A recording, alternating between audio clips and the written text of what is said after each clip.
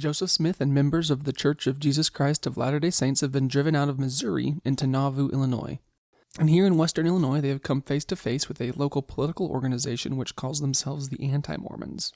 The Anti-Mormons are a community group that is against the Church of Jesus Christ of Latter-day Saints and its members.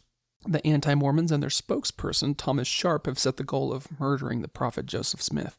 But the Anti-Mormons are not the only people that want Joseph dead. There is also a group of people within the church who hate Joseph, and each day they are growing in their hatred towards him.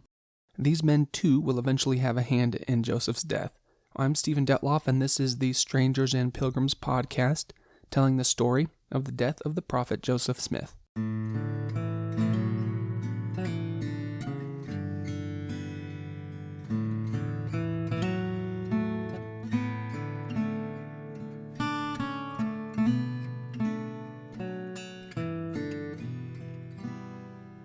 We talked in the last episode about how the Jackson County Sheriff came and spoke with Porter Rockwell in jail back in Independence, Missouri. The sheriff was trying to leverage Porter's friendship with Joseph so that he could get Porter to flip on his friend and turn Joseph in. Well, the only reason that the sheriff knew Porter and Joseph were so close was because that he had a double agent feeding him this information. And when the sheriff went down into that dungeon cell to talk to Porter, he told Porter that he had learned through spies that were inside Nauvoo how close the two men were. So through this interaction, Porter gets a brief glimpse into this world in Nauvoo where people are feeding enemies personal information, where spies are infiltrating the opposing side so that they can help bring down their enemies. And this isn't the only glimpse into the world of American frontier espionage that Porter gets. While Porter's in jail, he also learned from one of his fellow prisoners that there were spies very close to Joseph Smith, feeding Joseph's enemies personal information. Porter finds out, in fact, that there are people very close to Joseph, people within the church itself who want to kill Joseph. Well, in the last episode, we talked about how after being released from the Missouri dungeon, Porter Rockwell staggered into the prophet's house on a Christmas day, and Joseph then gave Porter a promise that if he never cut his hair, a bullet would never harm him. Well, again, something else that occurred during the Christmas Day meeting is that Porter tells Joseph about this intel he picked up in jail. He tells Joseph that someone very close to him is trying to kill him. And Joseph soon afterwards is speaking about this new piece of information with the Nauvoo City Police. And in the process, Joseph tells the police that this unknown man who is very close to him, that wants to murder him, is a Brutus and a, quote, doughhead of a fool, end quote. Well, it gets back to a man named William Law, that Joseph referred to a person secretly trying to kill him as a doughhead of a fool, and this makes William furious. William is furious that Joseph referred to him as a doughhead of a fool. Even though Joseph never said William's name or even alluded to William specifically as being the person close to him who wanted to kill him, William feels it's obvious that Joseph is talking about him and trying to tarnish his reputation. Now, William Law is, at the time, 33 years old, and he's been a member of the Church of Jesus Christ of Latter-day Saints for about 5 years. Now remember, the church has only existed for 14 years. There's no such thing as an adult who was born and raised up inside the church. This is something new for everyone. William himself was an immigrant who moved to Nauvoo from just outside Toronto, Canada, shortly after learning about and being baptized into the church by 2 missionaries. William had joined the church and immigrated to America because he believed Joseph Smith was a prophet of God. And initially, William was a great asset to the restored Church of Jesus Christ. He had even led a group of other converts to the church from Canada to settle in Nauvoo together. And when he arrived, he built a lumber mill and a general store, and he was in the process of building homes for settlers on the hill in town. But now, in early 1844, William Law no longer believes that Joseph Smith is a prophet. In fact, William is not only disillusioned with Joseph Smith, the prophet and founder of the church, but the rumors and the intel picked up through these Missouri and Illinois spy networks imply that William is one of Joseph's biggest enemies. And we'll talk about his reasons later, his reasons for not believing Joseph as a prophet anymore, and for wanting to destroy Joseph. In the context of the story, you'll find out about his reasons at the same time the citizens of Nauvoo find out. For now, though, for the purpose of our story, we're just going to say that William Law no longer believes. And in the process of not believing Joseph, William becomes so hurt and so angry and frustrated that he starts holding secret meetings in his house. And these secret meetings are to set traps and lay plans for the destruction of Joseph Smith. These are meetings being held inside Nauvoo, this city that was built by Latter-day Saint refugees from Missouri. One day, William reaches out to a man in town about coming to some of these secret meetings. And this man doesn't go, but instead tells Joseph that he's been invited. William had probably scouted the guy out and figured he was angry with Joseph too, and figured that he could, recruit him to his plans or to his side. But he didn't realize the guy was actually loyal to Joseph. And so this guy told Joseph that he had been invited to a secret meeting to plot his destruction. And multiple other people have also been invited to these meetings and not gone, but instead told Joseph about them. And so Joseph, in order to keep tabs on this group who are holding these secret meetings, sends two 17-year-old boys to attend the meetings as spies. And their names are Denison Harris and Robert Scott. And so you kind of start to see how all throughout Nauvoo and Hancock County, spies for both the church and against the church are gaining intelligence for their respective sides. As Latter-day Saints within the church try to destroy Joseph and his religion, citizens outside the church are also trying to destroy Joseph and the religion. And faithful Latter-day Saints are trying to prevent both groups from overthrowing their church. So these two boys, Denison and Robert, go to two of William Law's secret meetings and nothing much happens. But they return to Joseph each time and report what they saw and heard. But before the third meeting, however, Joseph pulls these two boys aside and tells them very seriously. He says, quote, "Boys, today will be your last meeting. They may shed your blood, but I hardly think they will, as you are so young, but they may." End quote. Joseph goes on and he tells them, quote, "If they do kill you, I will be a line in their path. Don't flinch. If you have to die, die like men. You will be martyrs to the cause." End quote. And these two boys, who were full of love for the prophet Joseph Smith, decide, in the face of this possible danger, to continue on as spies to one last meeting of William Law's secret society. At the end of this meeting, William pulls out a Bible. He has one of his business partners administer an oath to him where he swears that he will give his life and liberty to the destruction of Joseph Smith and his party. And after William has taken the oath, the other 300 men in attendance take it as well. And as the men are almost finished taking their oaths, William notices that these two young boys have not participated. So he approaches them and tells them to go take the oath. But they won't. Denison and Robert refuse to take the oath. And the boys argue with William back and forth for a while that they won't take the oath because Joseph had never done them any wrong. And they try to leave the meeting, but they're not allowed to leave. William tells them that they must take the oath. And after going back and forth a little bit more in an attempt at bargaining, William explains to them that he kind of makes a concession. He says, okay, well, you don't have to participate in the actual destruction of the prophet, but we need to make sure that you take the oath so that you keep this whole meeting a secret, so you can protect the identities of everyone else here. And the boys again insist that they won't take the oath, at which point some angry men in the crowd jump in and insist that the boys be killed and that their throats be slit. And some of the more moderates in the crowd argue against this drastic measure.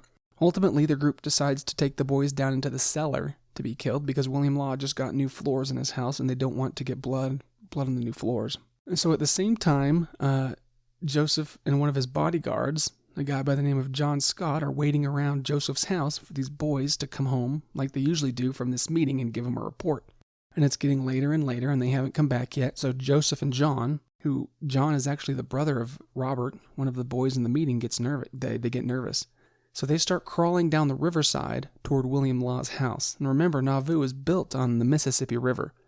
So Joseph and his bodyguard are crawling on their hands and knees behind bushes and trees at the bottom of the bank of the Mississippi River trying to find out where these boys are. And they're crawling towards William Law's house. Meanwhile, these two boys have been taken into the basement to have their throats slit. But down in the basement, these two different sides start to argue again about whether or not the boys should actually be killed because, after all, they are only 17 and some of the men in the crowd are worried that their dads will find out who was the person that killed them and it will start to cause problems. So after another argument, a few men in this secret organization decide not to kill the boys. Instead, they march them outside into the night air, away from the house. As the boys run away from the armed guards, some armed guards who escorted them outside, Joseph Smith sees them from behind the riverbank, and he raises his hand and tells them, motions for them to come over, so they hurry off behind some bushes and crawl on their hands and knees until the two groups of men get together. And when they get together, the boys tell Joseph their story, and Joseph, kneeling next to the Mississippi River, looks out over it. He starts to cry. He understands and has internalized this idea that men who have left his church or who are still in his church are out to kill him.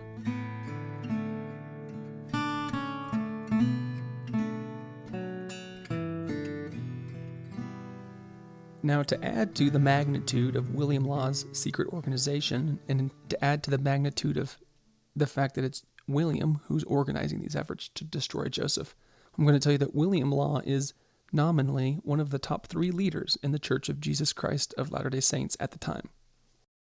And Joseph Smith, as the 38-year-old leader of the Restored Church of Jesus Christ, has 2 counselors who, along with him, form the church's highest governing body. This governing body is called the First Presidency. And Joseph's first counselor in the First Presidency is a man by the name of Sidney Rigdon. Joseph's second counselor is William Law.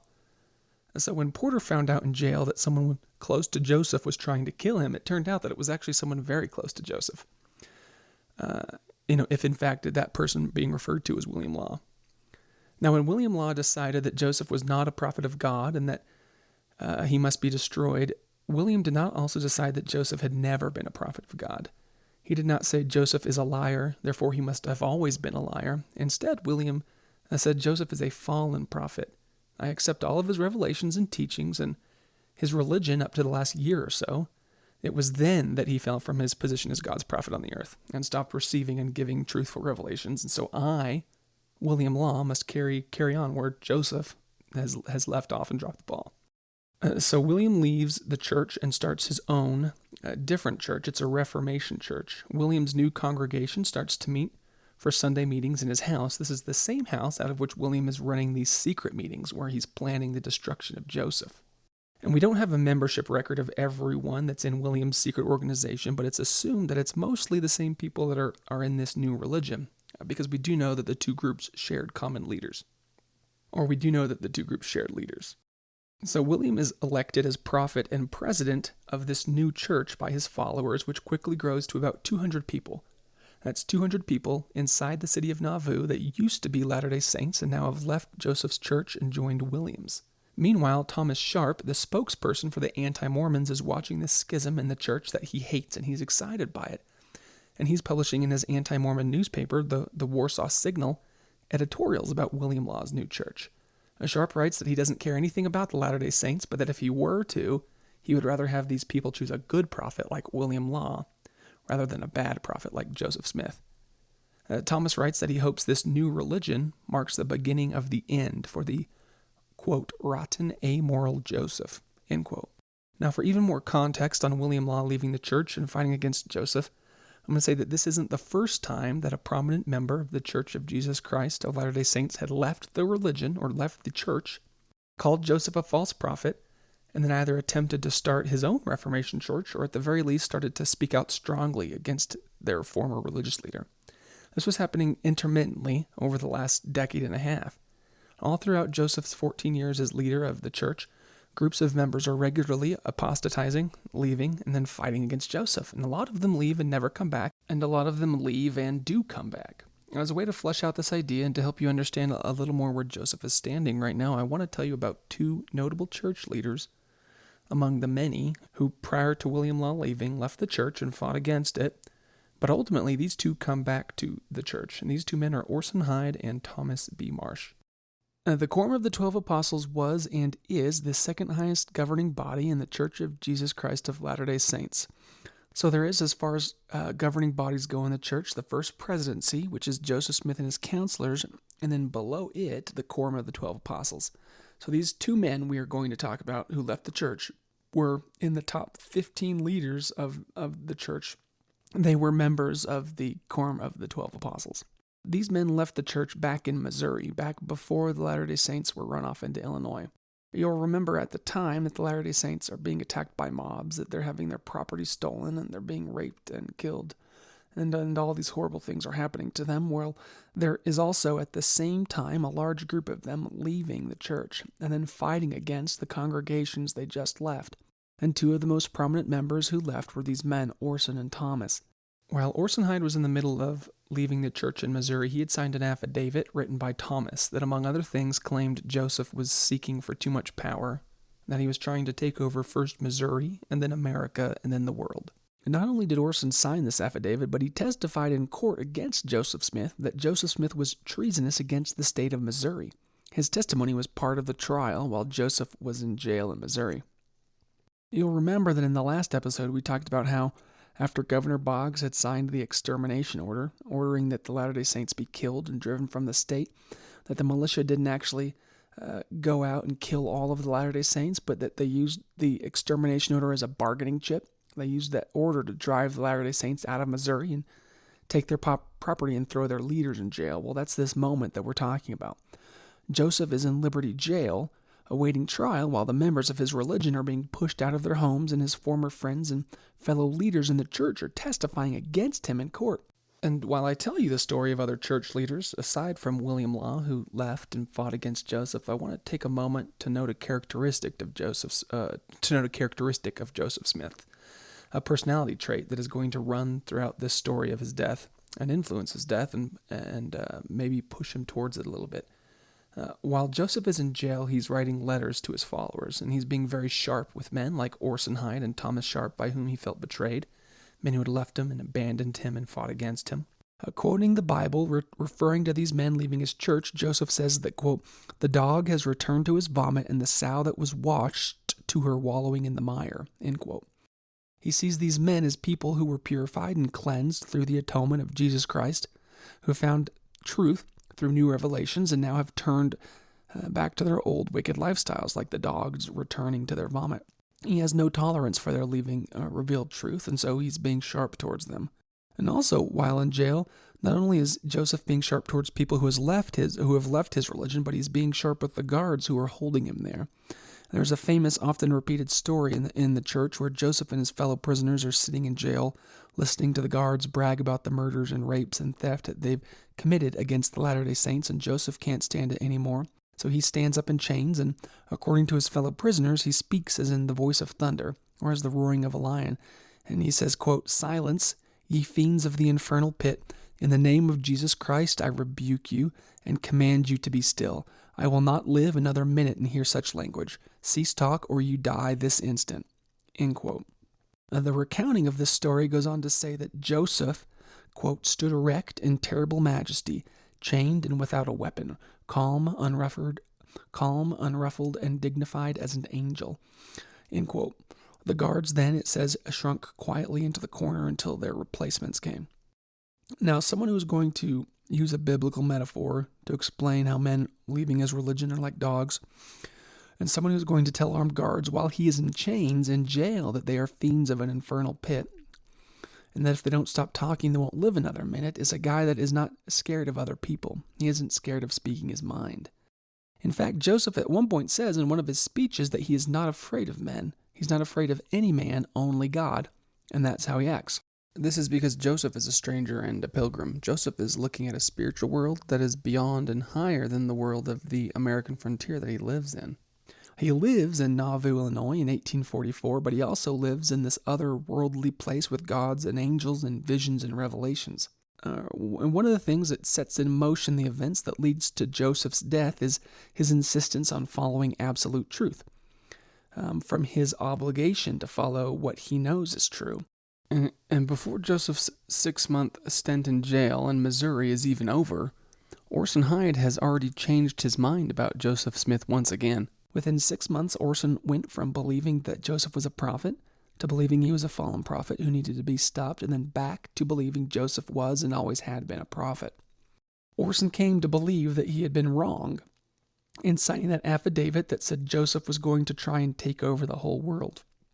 And so, while Joseph is in jail, Orson is going to a former peer in the Quorum of the 12 Apostles, asking him if he thought it was possible that he could be forgiven. Trying to figure out how to make restitution, asking him to go and talk to Joseph on his behalf. Now, like I said, both of these members of the Quorum of the 12 Apostles eventually come back to being fully active and faithful and believing members of the Church of Jesus Christ of Latter-day Saints. Thomas B. Marsh left and would not come back for 18 years, though, long after Joseph had died. When Thomas Marsh came back to the church, he addressed a small congregation regarding his leaving the church and then fighting against its founder. He said, regarding the 18 years he spent away and the struggles and trials which brought him back, quote, "I have seen the hand of the Lord in the chastisement which I have received. I have seen and known that it has proved he loved me. For if he had not cared anything about me, he would not have taken me by the arm and given me such a shaking. If there are any among this people who should ever apostatize and do as I have done, prepare your backs for a good whipping, if you are such as the Lord loves." End quote. He continues in the speech that he gives, or the talk. He says, quote, "I have learned to understand what David said when he exclaimed, quote, 'I would rather be a doorkeeper in the house of God than to dwell in the tents of wickedness.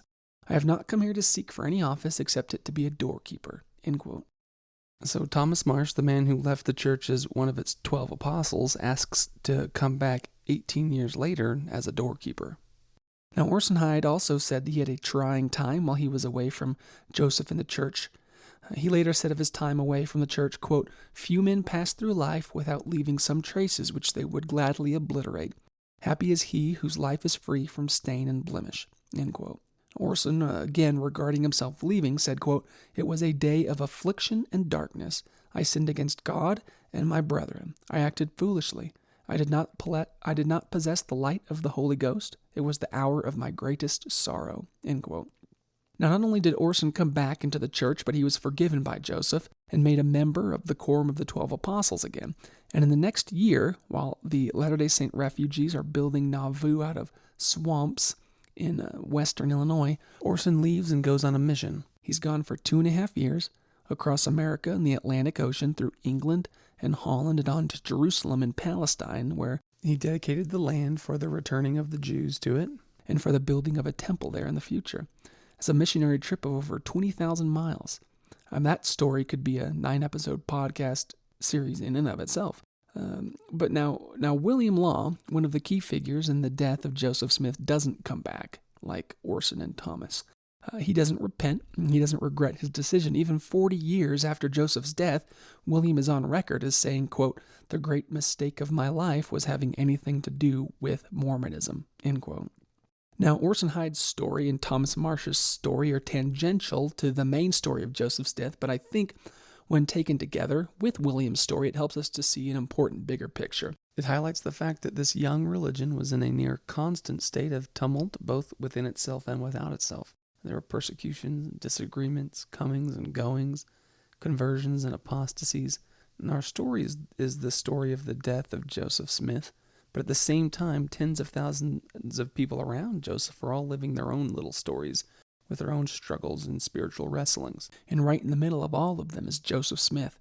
And again, that's why people want to kill him, because he's right in the middle of everything. People like William Law and Thomas Sharp look at Joseph as the linchpin that holds the church and its doctrine and all of its converts together. Joseph Smith is this guy who insists on calling a spade, who, when he is in trouble for being himself, is only going to be himself more.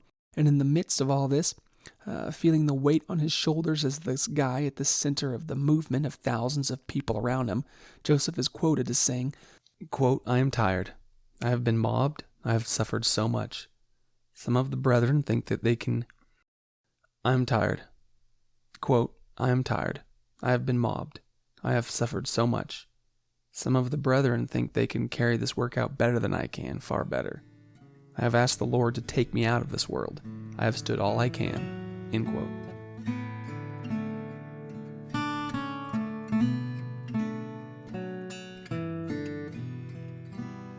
All right, now back to where we started, with William Law.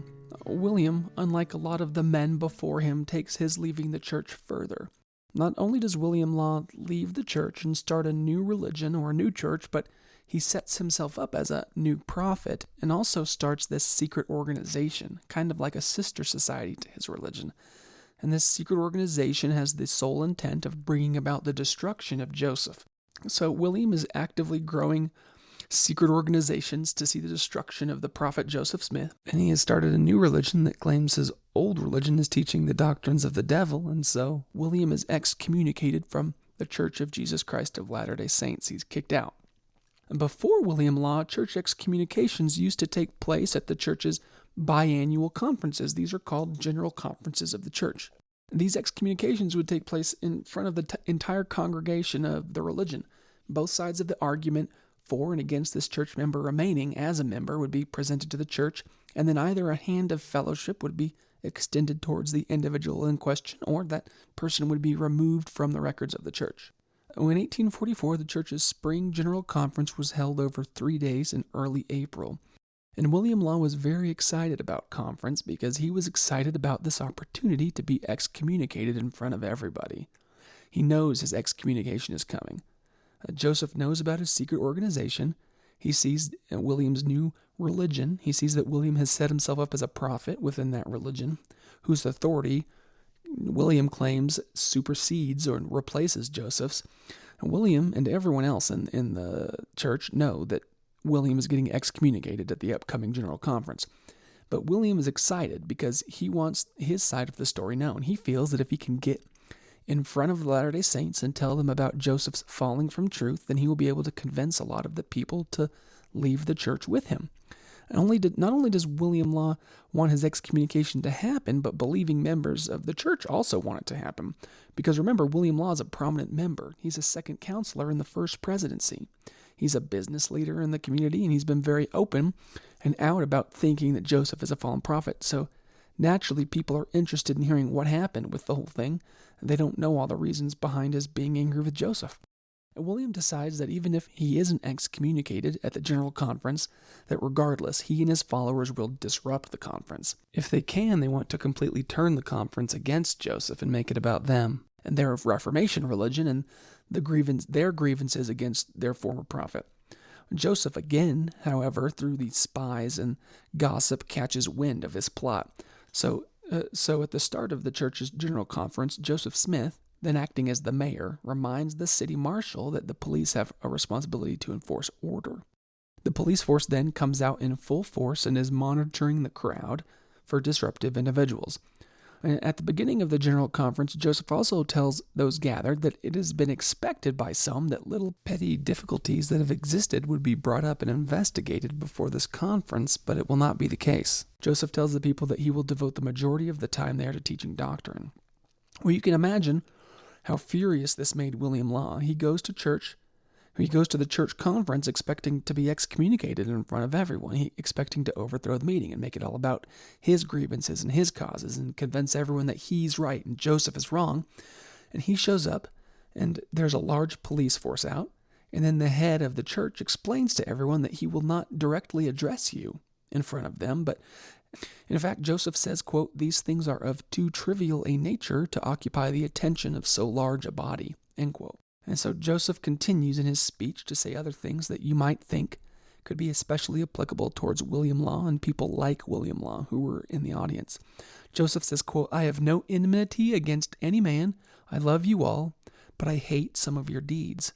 I am your best friend, and if persons miss their mark, it is their own fault. If I reprove a man and he hates me, he is a fool, for I love all men, especially these my brothers and sisters," end quote. You'll pick up there that Joseph is publicly rebuking people who don't handle being rebuked publicly.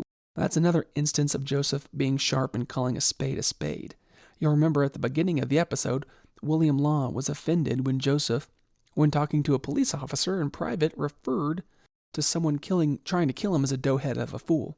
Well, if William Law was offended by that comment, I feel like William probably felt in this talk that Joseph was specifically calling him a fool. Again, now in front of a larger audience. William was probably even more offended than the first time, in my opinion. Well, Joseph continues on in his speech, and I think this is especially poignant knowing that he will die in 2 months. Joseph said, quote, "You don't know me. You never knew my heart. No man knows my history. I cannot tell it, and I shall never undertake it. I don't blame anyone for not believing my history. If I had not experienced what I have, I would not have believed it myself," end quote. He ends with, quote, "I cannot lie down until my work is finished. I never think any evil nor do anything to the harm of my fellow man. When I am called by the trump of the archangel and weighed in the balance, you will all know me then. I add no more. God bless you all. Amen," end quote. Joseph is telling William Law and everyone else in attendance that they don't know him, that they never knew his heart, but that they will know him finally when he is called by the trump of the archangel and weighed in the balance. And I think that's heavy. That's a heavy last address for someone to give to the men and women in your church, or the last general conference address. But William Law isn't interested in this. He's now been denied the opportunity for public discourse that he was for the public discourse that he was planning on. So he and his followers send $2,000 to Quincy, Illinois for a printing press and printing supplies.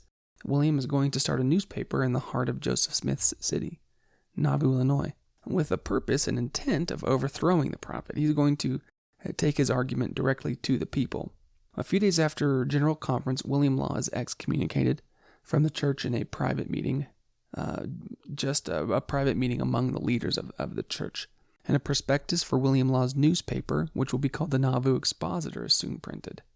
The prospectus is essentially a marketing tool. It's one sheet of paper that tells the potential audience what the paper will be about, what kind of content it will have, how much subscriptions will cost, and how frequently the paper will be distributed. The prospectus gets printed and it causes quite a stir, but the prospectus itself doesn't mention any of the specific problems that William Law has with Joseph Smith and the church. Essentially all it says is that the prospectus is coming, or essentially all it says is that the Nauvoo Expositor is coming after immorality, and it's coming after moral imperfections, and that it is coming after the city of Nauvoo itself. On the next podcast, Joseph Smith, like he has for the last 14 years of his life, he has enemies outside the church and he has enemies within the church. On the next episode, we look at an event that creates a new third group of enemies who want to kill Joseph, and that is Joseph Smith, the prophet, running as a third-party candidate for President of the United States of America.